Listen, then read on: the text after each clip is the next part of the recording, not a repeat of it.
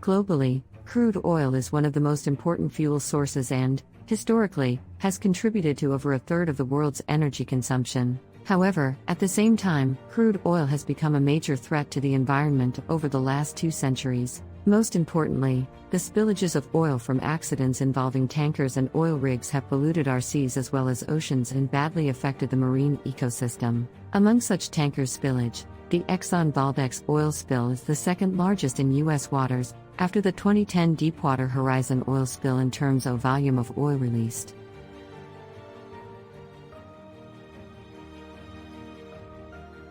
Let's see the story of Exxon Valdez oil spill.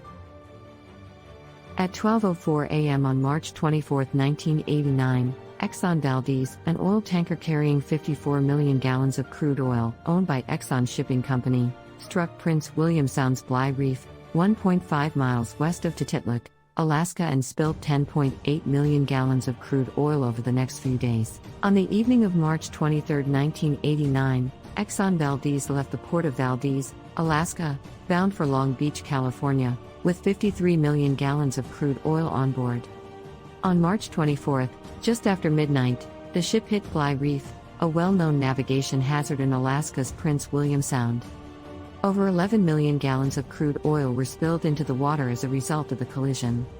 Joseph Hazelwood, the captain of the Exxon Valdez, turned the massive ship over to an unlicensed third mate after drinking a lot of alcohol while he was boating. Felony charges against Hazelwood were dropped in March 1990. The defendant was convicted of a single charge of misdemeanor negligence, fined $50,000, and ordered to perform 1,000 hours of community service. Over 11,000 Alaska residents, federal responders, and employees of Exxon Valdez worked together to clean up the oil spill in the months after it occurred.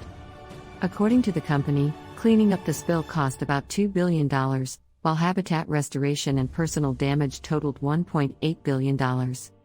Oil dispersant chemicals were used to spray in the water, and on shore, hot water was used to wash oiled beaches and rescue and clean animals trapped in the oil.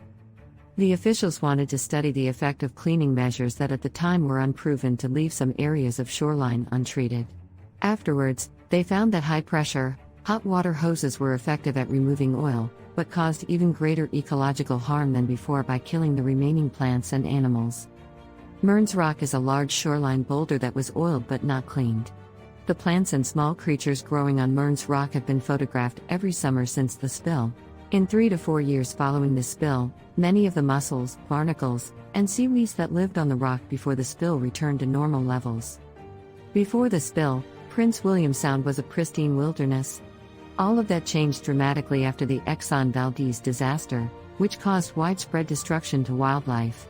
An estimated 250,000 seabirds, 3,000 otters, 300 seals, 250 bald eagles, and 22 killer whales were killed. In the early 1990s, the oil spill may have become a contributing factor to the collapse of the salmon and herring fisheries in Prince William Sound.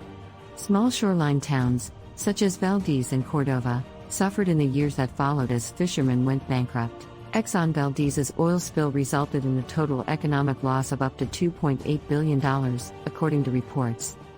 According to a 2001 study, oil contamination was still present at more than half of the 91 beach sites tested in Prince William Sound. In the Sound alone, the spill has killed about 40% of the sea otter population.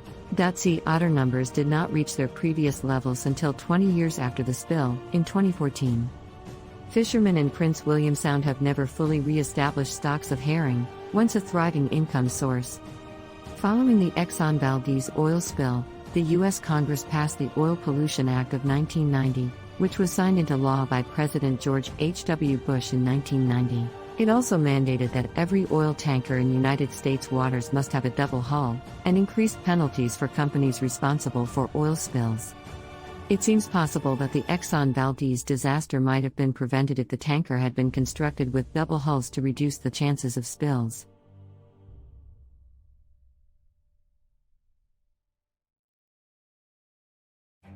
Hope you liked this video.